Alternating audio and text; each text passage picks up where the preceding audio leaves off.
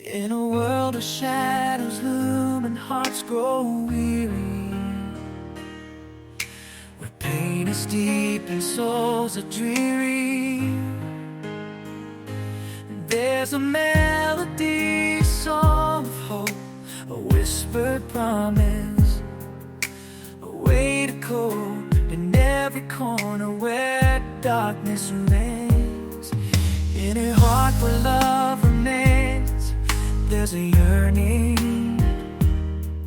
Welcome to the Deep Dive, where we really try to cut through all the noise and bring you the most potent insights, custom tailored for you. Today, we're embarking on what I think is a truly fascinating journey. We're looking into the world of traditional Chinese medicine, or TCM, and we're doing this through a really illuminating source, the book, The Art of Healing Chinese Medicine for Today. Our mission, basically, in this deep dive is to unpack the ancient wisdom in this guide, explore its incredibly refreshing approach to wellness, and understand how its principles aren't just ancient history, but actually surprisingly relevant to our busy modern lives. We'll also touch briefly on the person behind it, Dr. Shu Chen Hou, and her company, Kokoshungsan Ltd, which is all about making knowledge accessible globally. So, yeah, get ready for some serious aha moments and hopefully some practical wisdom you can use right away. So let's kick off with the book itself, The Art of Healing, Chinese Medicine for Today. This isn't just, another health book off the shelf, is it? It's described as your guide to unlocking the ancient secrets of traditional Chinese medicine and applying them to modern life. What really makes this one stand out? Well, I think what's truly compelling is its core philosophy. Right. We live in a world that's always chasing the next quick fix. But this book, it deliberately focuses on balance, holistic wellness, and crucially preventative care. It teaches that real health isn't just about tackling symptoms when they pop up. It's more about understanding and harmonizing that intricate dance between your mind, your body, and even your environment. And like you said, it's rooted in over, 2,500 years of wisdom. So it feels both ancient and, honestly, incredibly forward-thinking. Yeah, that focus on harmony and prevention, that really hits home. And importantly, the book makes this deep wisdom pretty accessible, right? It uses clear, understandable language. Good for beginners, people just curious, but also for those maybe already, familiar with holistic health. How does that help the reader? It empowers you, basically. It gives you a clear roadmap. So instead of feeling totally overwhelmed by really complex theories, the book breaks TCM down into actionable insights, things you can actually do. It allows you to actively cultivate a life of natural wellness. It's not just knowledge for the sake of knowing stuff. It's knowledge aimed at transformation, real change. Okay, that makes sense. And that focus on accessible, empowering knowledge. Well, that leads us straight to the visionary behind it all, Dr. Shu Chen Hou and her company. Her personal story sounds amazing, science, writing, music. But thinking about the art of healing and our listeners, what parts of her vision and Kokoshungsan Ltd are most relevant here? Right, if we connect the dots, Dr. Howe's own journey really reflects this idea of embracing diverse passions. And that same spirit, it seems, drives Kokoshungsan Ltd. Their core belief, as I understand it, is that knowledge can change destinies, that education has the power to change the world. Her company, Kokoshungsan, was apparently inspired by her parents' focus on creativity and learning. So it's not just a book publisher. It's this global digital hub. They offer a whole range of educational resources. I think the key takeaway for listeners is how Kokoshungsan's mission, breaking down barriers to education, directly ties into making profound wisdom, like the TCM and the art of healing, understandable and available to everyone, everywhere. So when you engage with their stuff, you're not just reading a book, you're kind of supporting this whole philosophy of accessible, empowering knowledge. That fits perfectly.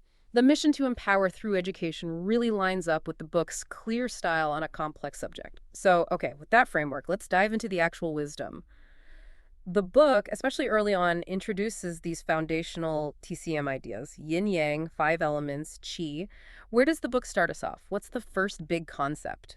It really begins with that universal principle of balance, which is embodied by yin and yang. And these aren't just, abstract philosophical ideas. They're presented as really practical tools for understanding the rhythms of your own body, your life. Okay, yin and yang, we've all seen the symbol, right? The swirling halves, black and white, each with that little dot of the opposite color. The book calls them complementary yet opposing forces. So yin is things like calmness, cooling, nourishment, darkness, coldness, stillness, sort of the receptive inward energy. And yang is the opposite, warmth, light, energy, activity, dynamism, that expansive outward energy.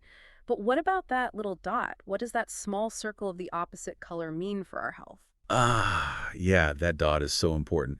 It basically signifies that within each element, there's the potential for the other. There's no absolute yin or absolute yang. Everything contains a seed of its opposite. It's dynamic. So in TCM, health fundamentally comes down to maintaining a balanced, dynamic state between yin and yang.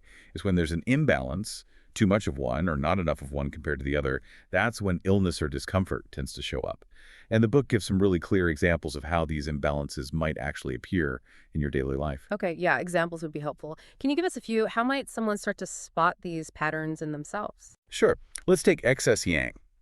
If you find yourself consistently dealing with things like, say, inflammation, restlessness, maybe a racing mind, that feeling of high energy followed by a total crash, or acid reflux, chronic headaches, maybe insomnia, or just generally feeling hot, having red, flushed skin, being excessively thirsty.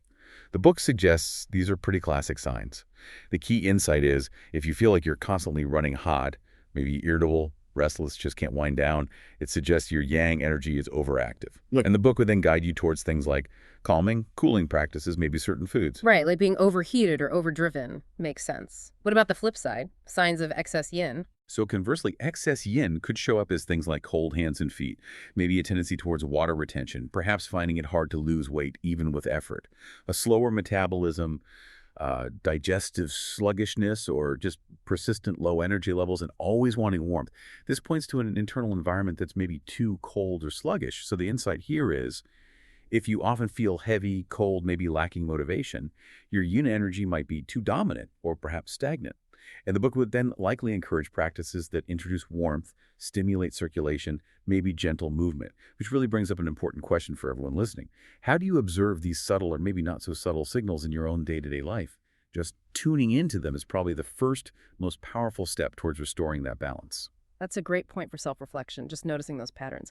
Okay, so beyond yin and yang, the book introduces another really key concept, qi, often heard as vital energy or life force, right?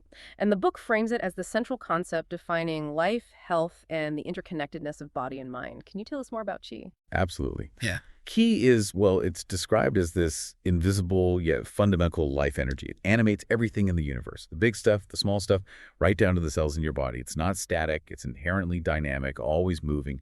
It's interconnected, linking everything from your physical tissues to your mental and emotional states. And importantly, it's transformative. It's constantly turning the food we eat, the air we breathe, even our thoughts, into usable energy. So in TCM, optimal health is basically defined by the smooth, abundant, and balanced flow of qi. When that qi gets blocked, or if it's deficient or maybe stagnant, that's when you start experiencing things like fatigue, stress, pain, and eventually illness. And the book doesn't just say qi, it talks about different types of qi, doesn't it? To give us a more nuanced picture, which types does it highlight and why do they matter for us practically? Yeah, it simplifies it nicely by focusing on a few key types that are super relevant to our daily health.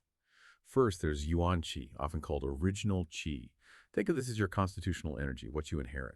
It's stored in the kidneys. It's like your deep foundational energy reserve, influencing growth, development, longevity. Now, you can't really recharge it like a phone battery, but you can conserve and strengthen it through things like mindful living, managing stress, getting deep rest. So the insight is protect that Yuan Qi. Then there's Gu Qi, or food Qi. This is pretty straightforward. It's the energy derived directly from the food and drink you consume. It's the raw material for all other qi. The practical takeaway here is huge. A balanced, nourishing diet is absolutely fundamental. Poor nutrition means insufficient gu qi, which affects everything else. Next up is wei qi, the defensive qi. This is like your body's protective shield circulating just under the skin. Basically, your immune system in TCM terms. It guards against external pathogens, viruses, bacteria, that sort of thing. The insight. If you're catching every cold that goes around or feel generally run down, your wei qi might be weak. The book would suggest ways to bolster it. And finally, there's yin qi, or nutritive qi. This is a more refined energy. It flows through those pathways called meridians, nourishing your internal organs, tissues, blood. If your yin qi is low, you might feel generally weak, have poor circulation, or find you heal slowly. The key is supporting the organs that produce and circulate it, often through diet and gentle movement. That really helps ground those terms. It connects them to actual bodily functions, not just abstract ideas.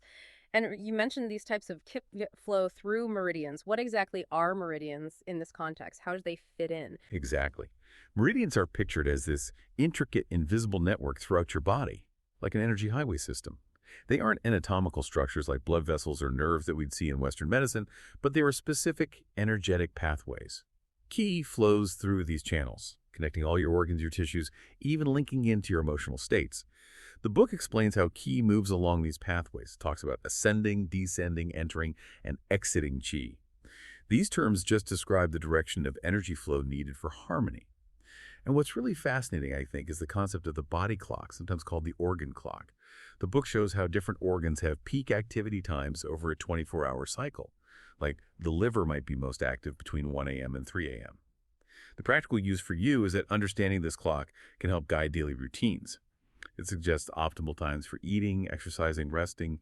It can even help you notice when certain symptoms tend to flare up, giving clues about underlying imbalances. For instance, if you regularly wake up between 3 a.m. and 5 a.m., the book might suggest looking at your lung health, as that's considered the lung's active time. Wow, that's incredibly specific and practical. It turns these potentially abstract concepts into things you can actually observe in your daily life. Okay, so we've covered yin-yang and qi.